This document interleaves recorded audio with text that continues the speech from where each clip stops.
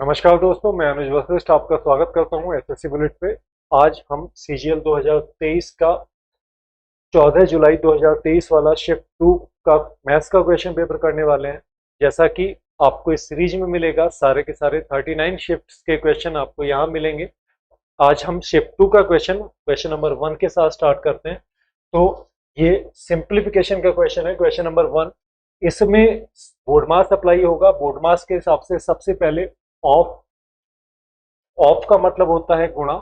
तो सबसे पहले ऑफ को सॉल्व करते हैं। तो 5 से 5 कैंसिल हो जाएगा, 4 पंजे 20, 20 और 4 24, ये 24/5 होगा।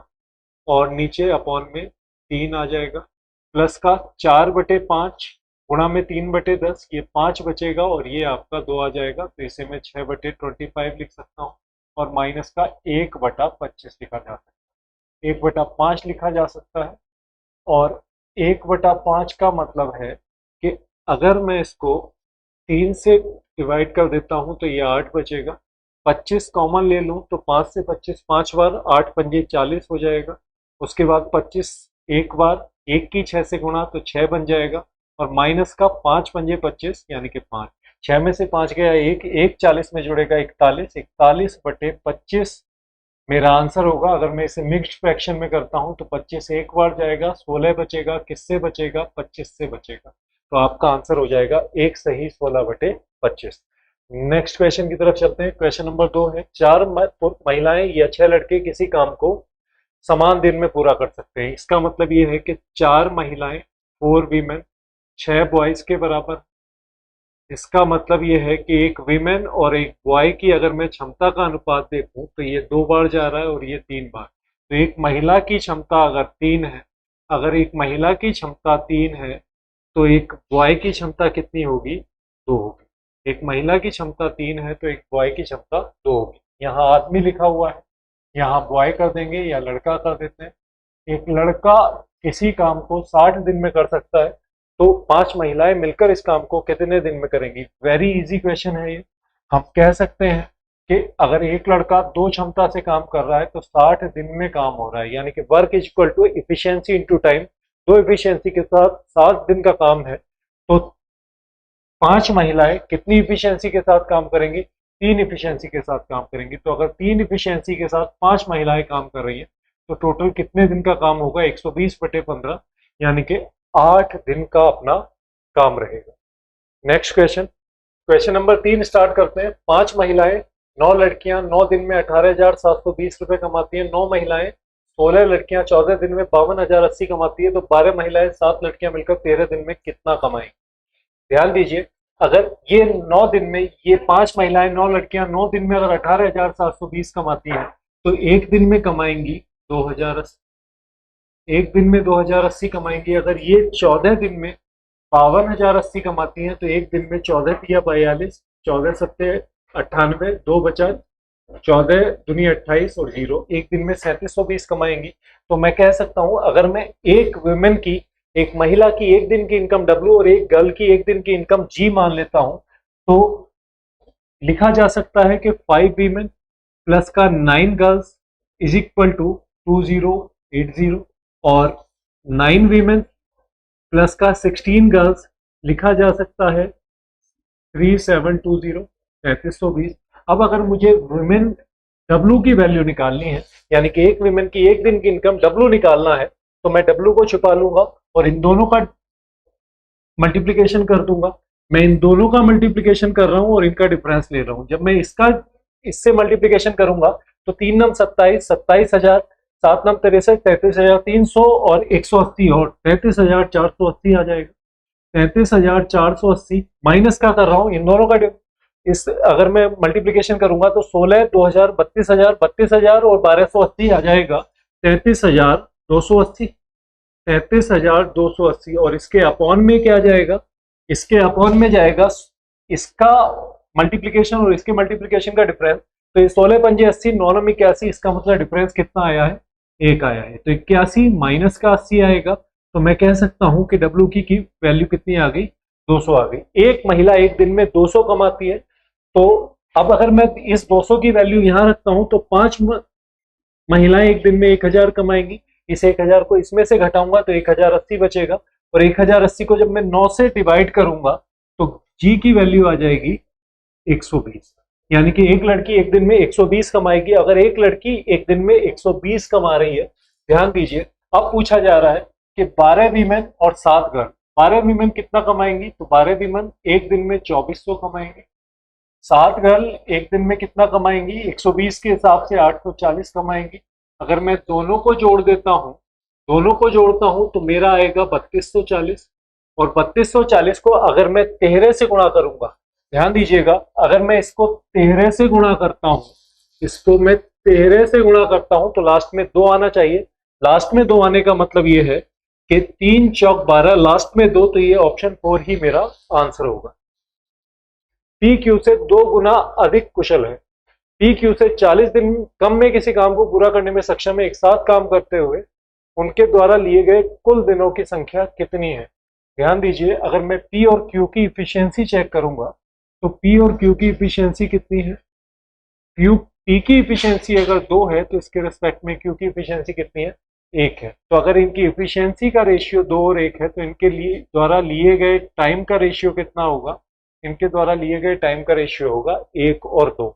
और पी क्यू से 40 दिन कम में पूरा करता है तो 1 की वैल्यू कितनी है, 40। तो इसका मतलब पी अकेला इस काम को 40 दिन में कर सकता है।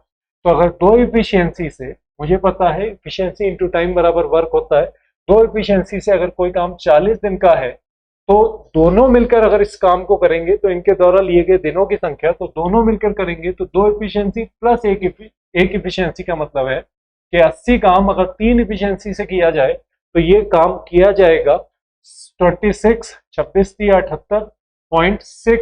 डेज में। और अगर मुझे ये नियरेस्ट इंटीजर, तो ये 27 के ज्यादा नजदीक है, तो मेरा आंसर बनेगा 27। बहुत आसान क्वेश्चन ये पूछा गया है। नेक्स्ट क्वेश्चन की तरफ चलते हैं।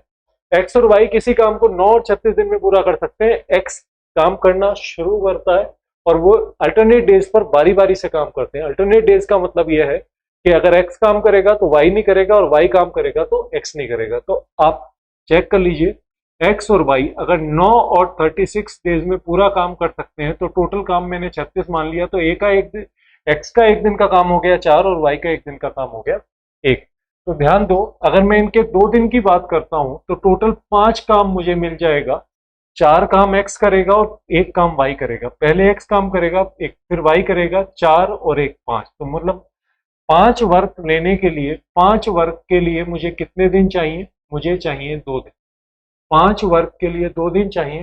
तो उसके बाद फिर मैं अगर 36 वर्क के आसपास जाता हूं तो 36 का मतलब है मैं 35 काम चेक कर सकता हूं।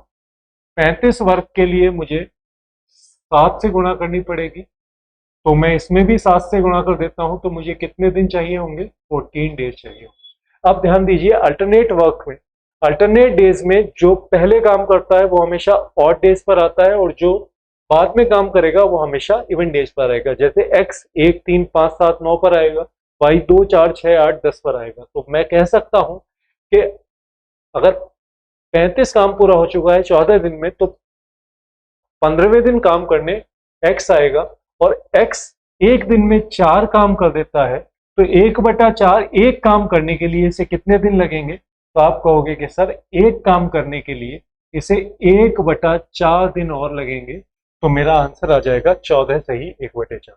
अल्टरनेट डेज के ऊपर लगातार अच्छे क्वेश्चंस बन रहे हैं, तो इस पर आपको विशेष फोकस करने की जरूरत है अपकमिंग शिफ्ट के लिए। नेक्स्ट क्वेश्चन पे आते हैं। एक चोर 3 बजे एक वैन चुराता है और 57 की स्पीड से चलाता है। चोर का पता चलता है सुबह 4 बजे और 76 की स्पीड से दूसरी वैन से उसका पीछा शुरू किया जाता है, जो मालिक करता है, और चोर को कितने बजे पकड़ेगा। तो 3 बजे वैन चुराता है, 57 की स्पीड से दौड़ता है, तो 4 बजे तक, अगर मैं 4 बजे की बात करूं तो 4 बजे तक चोर 57 किलोमीटर चल चुका है।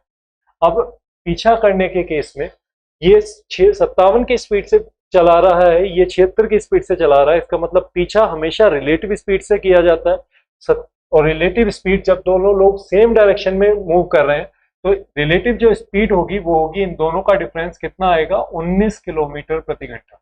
अगर 57 76 में से घटाया जाए तो अगर मैं 19 किलोमीटर प्रति घंटा रिलेटिव स्पीड से पीछा करवाऊंगा तो 3 घंटे में ये पकड़ लेगा। 4 बजे के बाद 3 घंटे में और जोड़ लेता हूं तो 7 AM पर चोर पकड़ा जाएगा। नेक्स्ट क्वेश्चन की तरफ चलते हैं। नेक्स्ट क्वेश्चन ये है कि 75 किलोमीटर के गोलाकार साइकिल ट्रैक पर, और इस गोलाकार ट्रैक के चारों ओर दौड़ लग रही है, दो चालक हैं 30 और 25 की स्पीड से दौड़ रहे हैं, एक ही समय पर यात्रा शुरू करी तो स्टार्टिंग पॉइंट पर दोबारा कब मिलेंगे। तो इंपॉर्टेंट ये है कि हमें दोनों का एक चक्कर का टाइम पता करना है और उसका जो एलसीएम आएगा वही उन दोनों का स्टार्टिंग मीट पॉइंट हो जाएगा या स्टार्टिंग मीटिंग टाइम हो जाएगा, स्टार्टिंग पॉइंट पर मीटिंग टाइम। तो 75 किलोमीटर का ट्रैक है। अगर मैं पहले की बात करता हूं तो 75 किलोमीटर के ट्रैक को 25 की स्पीड से कितने टाइम में कवर करेगा, तो आप कह सकते हो कि सर 3 घंटे में। और उसके बाद दूसरा, पहला वाला 30 की स्पीड से चल रहा है।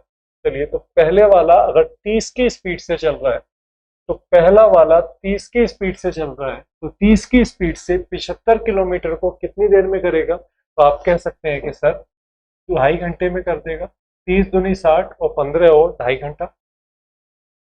अगर मैं सेकंड की बात करता हूं तो 75 किलोमीटर 25 की स्पीड से कितने देर में जाएगा, तो आप कह सकते हो कि सर 3 घंटे। तो दूसरे का जो एक चक्कर को पूरा करने का टाइम है वो 3 घंटे है, और 2.5 और 3 का जब आप एलसीएम निकालेंगे तो वो आपका कितना आ जाएगा, 15 आ जाएगा। तो इन दोनों का एलसीएम जो होगा वही आपका आंसर होगा। तो इनका स्टार्ट मीटिंग पॉइंट आ जाएगा कितने घंटे, 15 आवर्स। नेक्स्ट क्वेश्चन की तरफ चलते हैं। नेक्स्ट क्वेश्चन ये है कि एक मतदाता सूची में नामांकित जितने भी व्यक्ति थे उसमें से 20%, 2% ने भाग नहीं लिया, 500 वोट अवैध हो गए और 2 उम्मीदवार ए और बी ने चुनाव लड़ा। ए ने बी को 200 वोट से हरा दिया यदि मतदाता सूची में नामांकित 43% व्यक्तियों ने ए के पक्ष में अपना वोट डाला। अगर मैं कह दूं कि 100 वोट मेरे पास टोटल, अगर 100 वोट थे तो 100 में से कितने लोगों ने वोट नहीं दिया, 2 ने वोट नहीं दिया, तो कितने वोट आ गए, 98 वोट आ गए। 98 वोट में से, ध्यान दीजिए, 98 वोट में से 2 लोग हैं ए और बी। ए और बी है। ए के पास अगर मैं परसेंटेज देखूं तो उस क्वेश्चन में सीधा कहा गया है कि मतदाता सूची में जितने भी व्यक्ति हैं उसमें 43% ने ए को वोट दिया है। इसका मतलब इस मतदाता सूची है आपकी ये आपकी वोटिंग लिस्ट है। वोटिंग लिस्ट आपकी ये है और इस वोटिंग लिस्ट के 100 मेंबर्स में से 43 लोगों ने वोट दिया है किसको, ए को।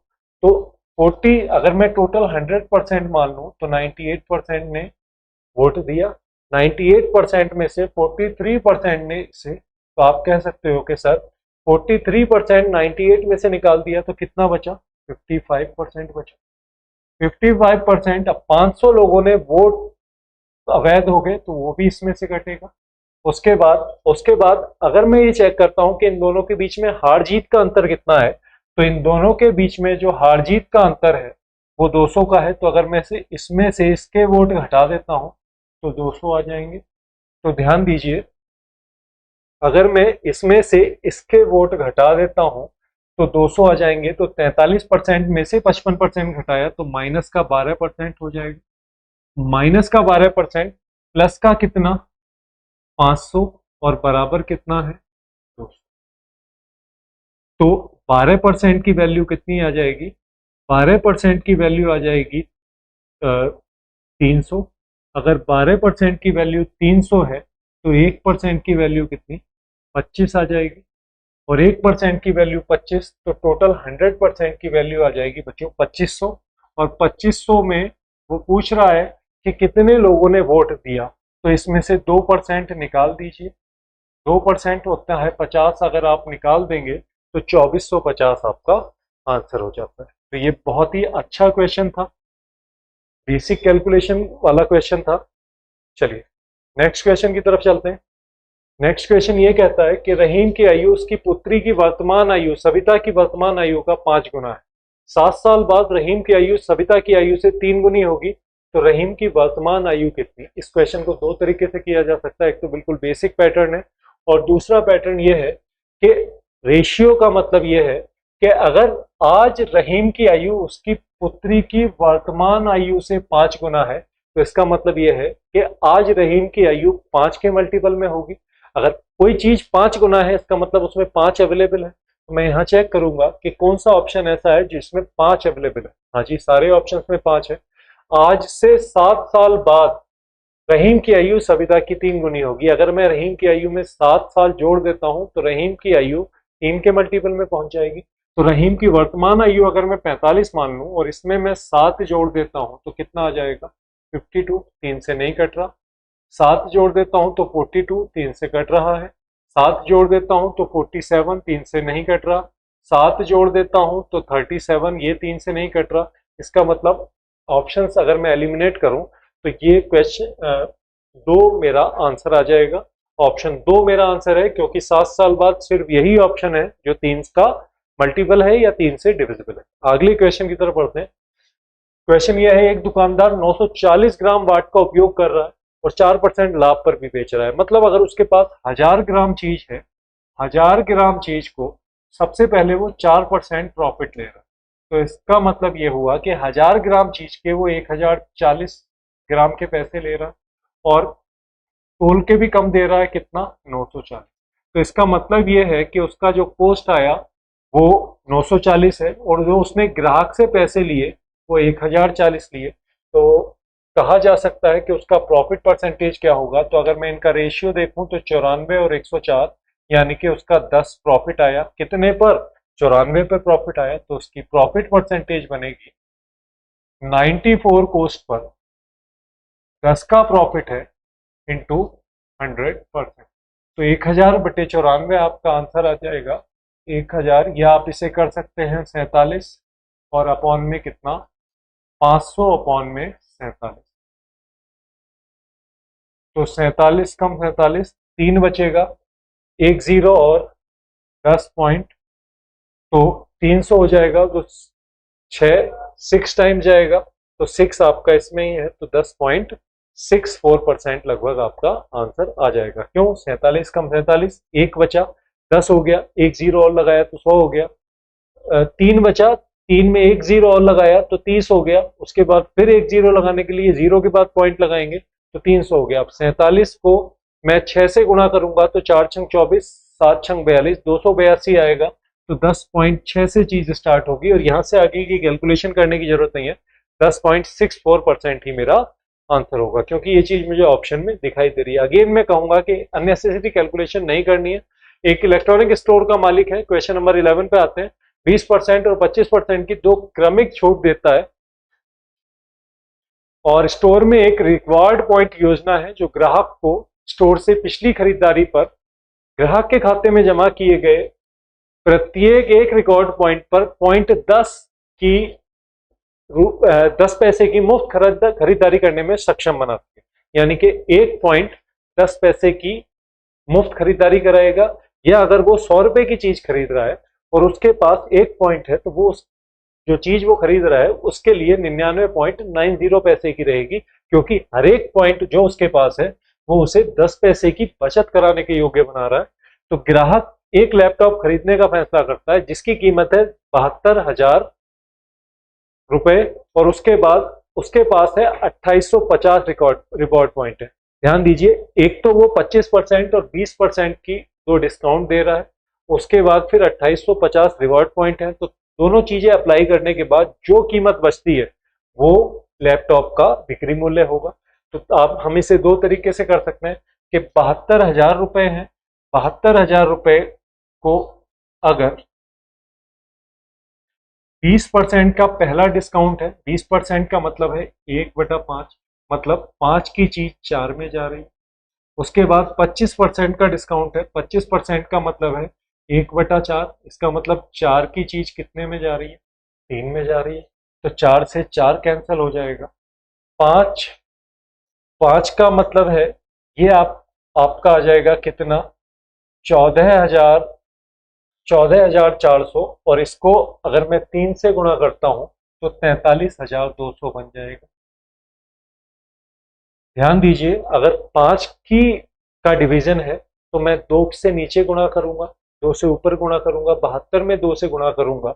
अगर 5 की डिविजिबिलिटी है तो ध्यान देंगे कि 5 के लिए मैं 2 से नीचे गुणा कर देता हूँ और 2 से ही ऊपर गुणा कर दूंगा। ये दो एक जीरो को काट देंगे। अब 7200 की अगर मैं 5 से गुणा करूंगा तो कितना बनेगा? 7200 की अगर मैं 5 से गुणा करता हूं तो ये बनेगा 36,000। 72,000 है, 7200 को अगर मैं 2 से गुणा करता हूं तो बनेगा 14,400, और 14,400 की 3 से गुणा करूंगा तो 14 तिया 42,000, और 400 की 3 से गुणा करूंगा तो 1200 हो, तो 43,200 रुपये आएंगे। और उसके बाद इसमें 2850 रिवॉर्ड पॉइंट है, वो भी माइनस होंगे। तो अगर एक रिवॉर्ड पॉइंट 10 या 10 पैसे की छूट दे रहा है तो 10 रिवॉर्ड पॉइंट 1 रुपए की छूट देंगे। तो इसको अगर मैं 1/10 कर दूं, 1/10 कर दूं या 0.10 से गुणा कर दूं तो ये आ जाएगा 285, और 285 में उसकी बचत और घटा देता हूं तो ये लास्ट में आएगा 15, और 15 आ रहा है तो ये आ जाएगा आपका 43,200 में से 42,985 आपका आंसर आ जाएगा। 42,915 आपका आंसर आ जाएगा। ध्यान दीजिए ये दो, उसके बाद एक एक 11 में से 2 गया तो 9 बचेगा, और 43 का क्या हो जाएगा? 42 हो जाएगा। तो 42,915 मेरा आंसर है। नेक्स्ट क्वेश्चन की तरफ चलते हैं। नेक्स्ट क्वेश्चन आपका ये है कि 32 रुपए प्रति लीटर वाले दूध में पानी किस अनुपात में मिलाया जाना चाहिए कि 28 रुपए प्रति लीटर वाला मिश्रण प्राप्त हो। पानी को फ्री माना गया है, 32 रुपए प्रति लीटर में पानी मिलाना है और 28 करना है। तो अगर 32 रुपए कॉस्ट है और उसे 28 करना है तो इसका मतलब उसमें कितना पानी मिलाना पड़ेगा? 4 पानी मिलाना पड़ेगा। अगर 4 पानी मिलाना पड़ेगा, क्योंकि 32 चीज रेट 32 ही रखना है बट उसमें दूध 28 का रखना है, तो उसमें मुझे 4 रुपए का पानी मिलाना पड़ेगा और 4 यूनिट पानी मिलाना पड़ेगा। तो कहा जा सकता है कि 4 सत्ते 28 और 4 एकम 4। इसका मतलब जो मिक्सचर है उसमें मिल्क और वाटर का रेशियो कितना होना चाहिए? 7 और 1 होना चाहिए। दोबारा समझ लीजिए, 32 रुपए की कोई चीज है, उसे फ्री की कोई चीज मिलाकर 28 का बनाना है, तो इसका मतलब यह है कि जो मिल्क है वो 28 यूनिट ही होगा। अगर 32 रुपए में 32 यूनिट मिल्क मिल रहा है तो 28 रुपए कॉस्ट के लिए इसमें 28 यूनिट मिल्क तो होना चाहिए। उसके बाद जो 4 यूनिट बचा उसकी कमी फ्री के पानी के साथ हो रही है, तो वो 4 यूनिट आप वाटर ऐड करेंगे। तो अगर आपसे मिल्क और वाटर का रेशियो पूछ रहा है तो आप कह सकते हो कि सर मिल्क 7 हिस्से होगा और वाटर इसमें 1 हिस्सा होगा, तो आंसर बनेगा 7:1। नेक्स्ट क्वेश्चन की तरफ चलते हैं। cos 36 प्लस ए, cos 36 माइनस ए, cos 54 प्लस ए, cos 54 माइनस ए। ध्यान दीजिए, अगर cos 36 प्लस ए, cos 36 माइनस ए, cos इसको मैं लिख सकता हूं cos 90 माइनस का 36 प्लस ए, और इसको लिखा जा सकता है cos 90 माइनस 36 माइनस। ध्यान दीजिए, cos 90 माइनस ए कितना बनेगा? तो cos 90 माइनस ए साइन ए बनेगा, यानी कि साइन अब 36 माइनस ए हो जाएगा। और ये अगर मैं माइनस कॉमन ले लेता हूं तो ये 36 प्लस ए अंदर हो जाएगा, तो ये आ जाएगा साइन 36 प्लस, और cos 36 प्लस ए और cos 36 माइनस ए आपका चल ही रहा है।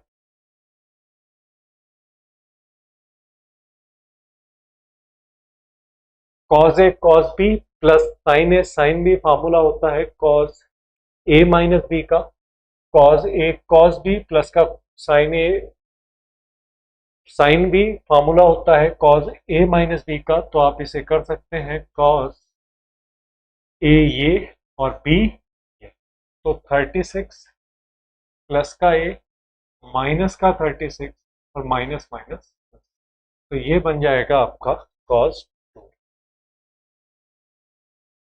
नेक्स्ट क्वेश्चन की तरफ चलते हैं। नेक्स्ट क्वेश्चन ये है साइन 25 साइन 65, ये भी 90 प्लस ए 90 माइनस ए का है। तो देखिए दोनों मिलकर कितना बना रहे हैं? 90 बना रहे हैं। और एक सीधा सा फॉर्मेट आपका ये होता है, अगर सीधा सा फॉर्मेट ये होता है कि साइन 25 है तो इसे मैं कॉस 65 लिख सकता हूँ, कॉस 25 है तो इसे मैं कॉस 25 लिख सकता हूँ, क्योंकि साइन 25, ध्यान दीजिए, साइन 90 माइनस थीटा को मैं लिख सकता हूँ कॉस थीटा। तो अगर साइन 90 माइनस 25 है तो इसको कॉस 25 लिखा जा सकता है। अगर ये लिखा जा सकता है तो साइन 65 का मतलब है 90 माइनस 25, तो इसे कॉस 25 लिख सकते हैं और इसे कॉस 65 लिख सकते हैं। तो अगर इसे कॉस 25 लिख दिया, कॉस 25 डिग्री, और इसे मैं लिख सकता हूँ, इसे cos 65 डिग्री ले सकता हूँ, क्योंकि 90 से ये 65 डिग्री कम है, तो इसे cos 65 डिग्री लिखा जा सकता है और इसे cos 25 डिग्री लिखा जा सकता है, और इससे ये पूरा कैंसिल हो जाएगा।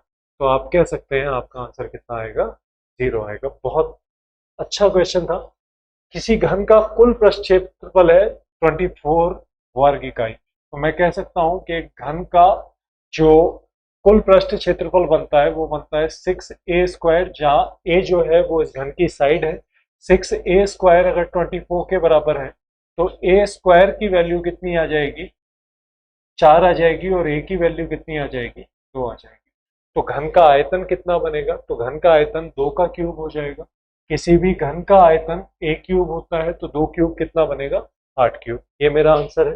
नेक्स्ट क्वेश्चन की तरफ चलते हैं। क्वेश्चन ये है कि x 3 है, y -4 है, तो 64x क्यूब और 38x² by 20xy² plus y cube. ध्यान दीजिए, एसएससी सीजीएल में इस टाइप के क्वेश्चन पूछे गए हैं जो आपका सीधे सीधे किसी कोई फार्मूला बेस्ड नहीं है। आपको 64, अब अगर मैं इसे a प्लस बी का क्यूब बनाने की कोशिश करूं तो 4x मुझे यहां दिखाई दे रहा है और y यहां दिखाई दे रहा है। तो अगर मैं ये चेक करता हूं कि 4x प्लस वाई का क्यूब कितना होगा, तो 4x प्लस वाई का जो क्यूब होगा वो होगा 64x cube plus Y cube. उसके बाद फिर 4 का स्क्वायर, और इस 4 का स्क्वायर 16, 16 का 3 गुना 48, यानी कि 48x² वाई, और प्लस का 3 गुना वाई का स्क्वायर और प्लस का 4x, यानी कि 12xy²। अब ध्यान देंगे आप कि मुझे 64x क्यूब चाहिए, y क्यूब चाहिए, 48x² चाहिए और 12xy² चाहिए, जबकि फिगर इससे अलग दे रखी है। तो अगर इससे अलग फिगर दे रखी है तो मैं सीधा इस क्वेश्चन को ऐसे करूंगा कि इसमें से ये वाला पार्ट निकाल लूंगा, 64x cube plus Y cube, मैं ये निकाल सकता हूँ, मैं ये निकाल सकता हूँ, और उसके बाद 48x² मुझे चाहिए, 38 यहाँ है तो माइनस का 10 अलग लिख देता हूँ, और 12 मुझे चाहिए तो प्लस का 8 में यहाँ रख सकता हूँ अलग। तो कहा जा सकता है कि ये आ जाएगा 4x प्लस वाई का क्यूब। उसके बाद फिर मुझे कितना एक्स्ट्रा लेना पड़ा, 10, तो माइनस का 10x² मैं कर देता हूँ। उसके बाद फिर 12xy² का मतलब है 8xy²। तो 4x प्लस वाई का स्क्वायर कितना बनेगा, 4x का मतलब है 4 तिया 12, 4x का मतलब हो गया 4 तिया 12 यानी कि 12, और उसके बाद y की वैल्यू है -4 यानी कि -4 कर देंगे, और इसका क्यूब माइनस का 10x² 10x² की वैल्यू होगी 16 और y की वैल्यू होगी कितनी, -4, तो ये आपका +4 हो जाएगा। उसके बाद फिर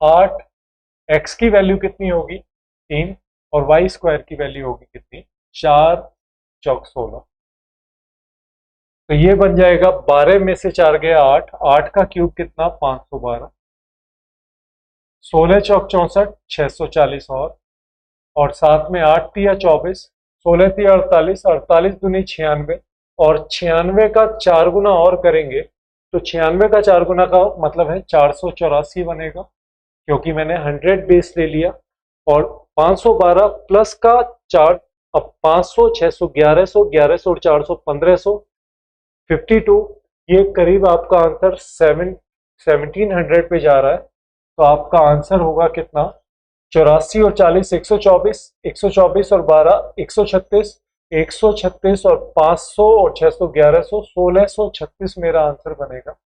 1636 मेरा आंसर बन रहा है।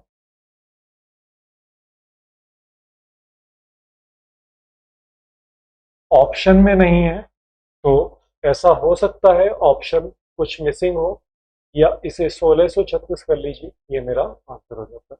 नेक्स्ट क्वेश्चन की तरफ चलते हैं।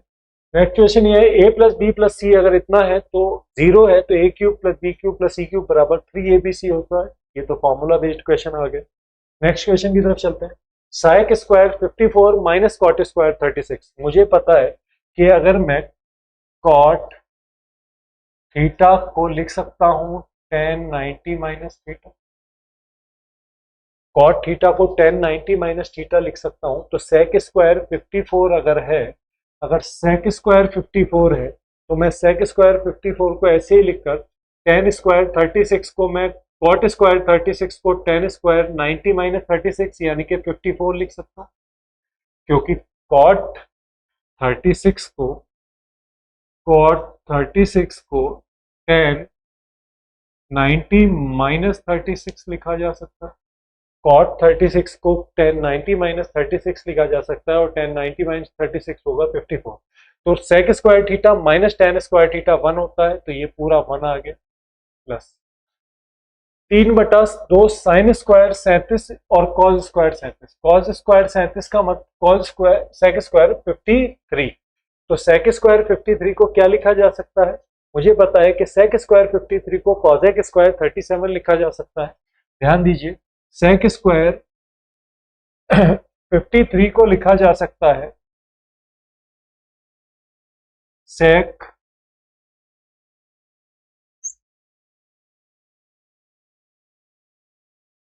सेक 53 को लिखा जा सकता है कॉसेक 90 माइनस 53। तो इसका मतलब ये है, इसको कॉसेक 37 लिखा जा सकता है। अगर इसको 37 लिखा जा सकता है तो plus 3/2 sine square 37 into cosec square 37, ये आपस में कैंसिल हो जाएंगे, तो आपका सिर्फ 3/2 ही रहेगा। आपका क्या रहेगा बच्चों? सिर्फ 3/2 रहेगा। उसके बाद 2/√3 आ जाएगा। tan 60 की वैल्यू होती है tan 60 की वैल्यू होती है √3, √3 से √3 कैंसिल हो जाएगा, तो ये आपका बन जाएगा कितना? ये आपका बन जाएगा, ये टोटल आपको 1 दे रहा है, उसके बाद ये आपका 3/2 आ गया, और ये आपका 2 आ गया। तो 4 4 3 7 और 2 9, यानी कि 9/2 आ जाएगा। आपका आंसर आ जाएगा कितना? 9/2। तो 9/2 ही आपका आंसर है। नेक्स्ट क्वेश्चन की तरफ चलते हैं। नेक्स्ट क्वेश्चन ये कह रहा है कि ABC में मध्य बिंदु D है और A 90 के बराबर। A 90 के बराबर है। अगर A 90 के बराबर है और मध्य बिंदु जो है वो D है, इसका BC का मध्य बिंदु आपका D है, और AD की वैल्यू कितनी होगी? AD की वैल्यू आपको निकालनी है। हमें पता है कि कर्ण का मध्य बिंदु, अगर हमने थोड़ा बहुत भी सर्किम सेंटर के बारे में पढ़ा हो, तो एक राइट एंगल ट्राइंगल का जो सर्किम सेंटर होता है वो कर्ण के मध्य बिंदु पर होता है, और इस परिकेंद्र से इस कोने की और इस कोने की दूरी बराबर होगी, यानी कि ये हिस्सा, ये साइड और ये आपस में बराबर होगा, तो AD को मैं BC/2 लिख सकता हूं। Next question. तो आप देख पा रहे हैं कि ज्योमेट्री आपका बिल्कुल फॉर्मूला बेस्ड रही है। ABC PQR दो सर्वांग सम त्रिभुज हैं, A और P दोनों 90 डिग्री के बराबर है, BC 13 है, PR 5 है, तो AB की वैल्यू बताइए। ध्यान दीजिए, इस क्वेश्चन को हम बिना फिगर के भी कर सकते हैं। ट्राइंगल ABC है, ये सर्वांग सम है किसके? Triangle PQR।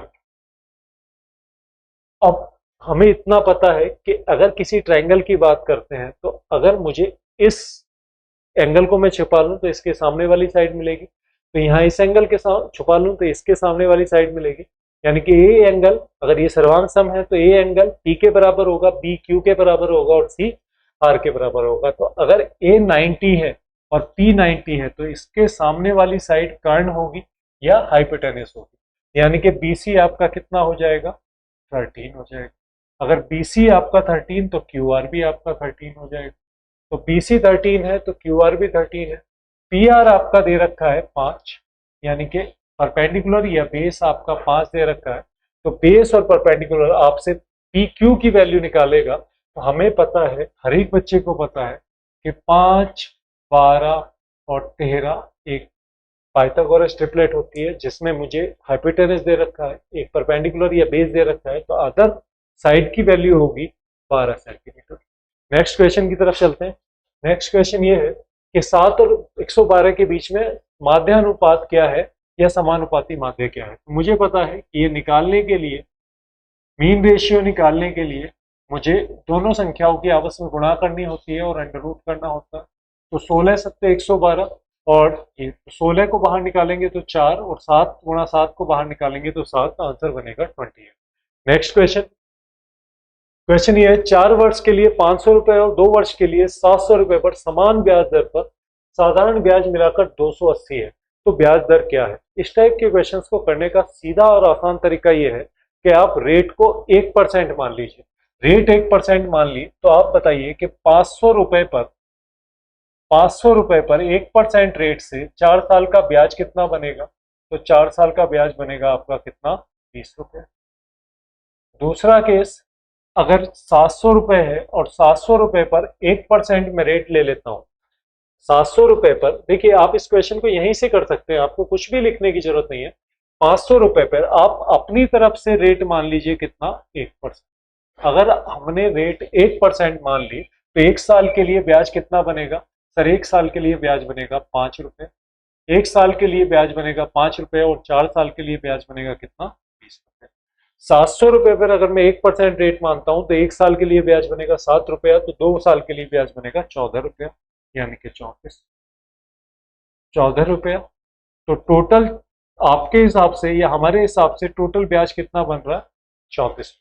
अगर टोटल ब्याज 34 रुपीज बन रहा है और साधारण ब्याज और टोटल है 280, यानी कि 34 अगर 280 के बराबर है, आपका 34 280 के बराबर है, तो एक कितने के बराबर होगा ये मुझे पता करना है।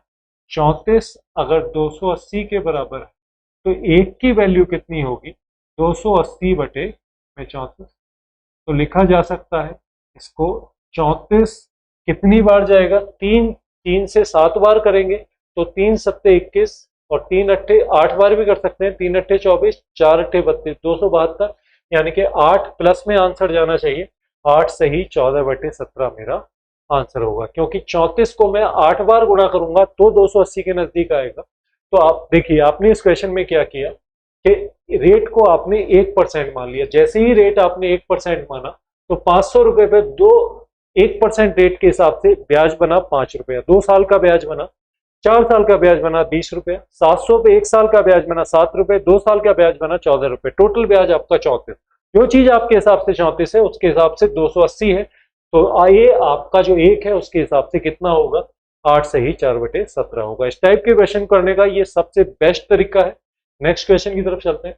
एक वृत्त के केंद्र से उसकी 40 सेंटीमीटर लंबी जीवा पर 15 सेंटीमीटर लंब खींचा गया है, तो वृत्त की त्रिज्या ज्ञात कीजिए। तो सबसे पहले एक वृत्त बना लेते हैं।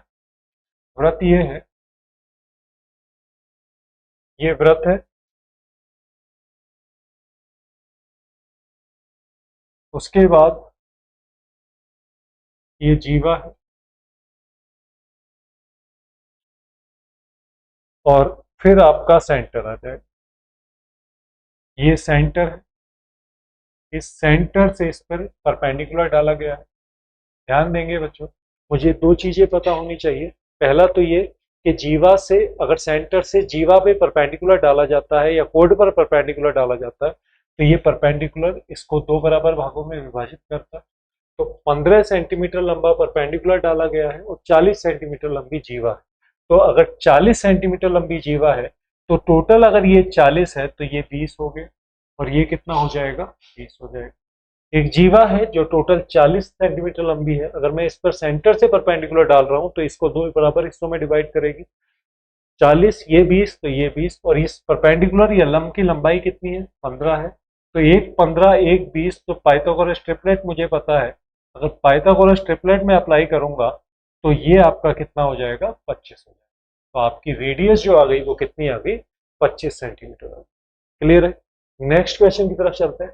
नेक्स्ट क्वेश्चन ये है कि पाई चार्ट एक्सपेंडिचर दिखा रहा है, एंगल पूछ रहा है, एक्सपेंडिचर और बाइंडिंग और प्रिंटिंग का एक्सपेंडिचर का बीच में डिफरेंस का एंगल कितना बनेगा।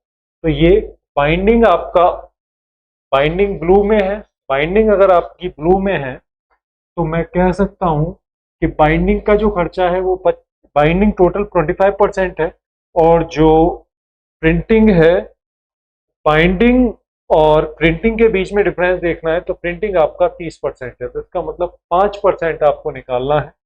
5%, मुझे पता है कि 100% रिप्रेजेंट करेगा किसको, 100% का पूरा सर्किल और 100% का पूरा डाटा 360 डिग्री के एक सर्किल को रिप्रेजेंट कर रहा है। तो 5% किसको करेगा, तो 5% निकालने के लिए मैं इसको 1/20 कर देता हूं, और 1/20 करूंगा तो कितना आ जाएगा, 18 डिग्री आ जाएगा। कितना आ जाएगा बच्चों, 18 डिग्री आ जाएगा। मतलब इसको भी 20 से डिवाइड कर रहा हूं, तो इसको भी मैं 20 से डिवाइड कर दूंगा। जैसे ही मैं इसको 20 से डिवाइड करूंगा मेरा आंसर कितना बनेगा, 18 डिग्री बनेगा। भाई इसका 25% हिस्सा है, इसका 30% है, दोनों के हिस्सों के बीच में डिफरेंस है 5%। अगर 100% 360 डिग्री को रिप्रेजेंट कर रहा है तो 5% आपका 18 डिग्री को रिप्रेजेंट करेगा। नेक्स्ट क्वेश्चन की तरफ चलते हैं। तो क्वेश्चन नंबर 24 तक ये आपका फिनिश होता है। तो बच्चों ये आपने शिफ्ट 2 का क्वेश्चन पेपर देखा। नेक्स्ट वीडियो में हम शिफ्ट 3 के साथ मिलेंगे। धन्यवाद।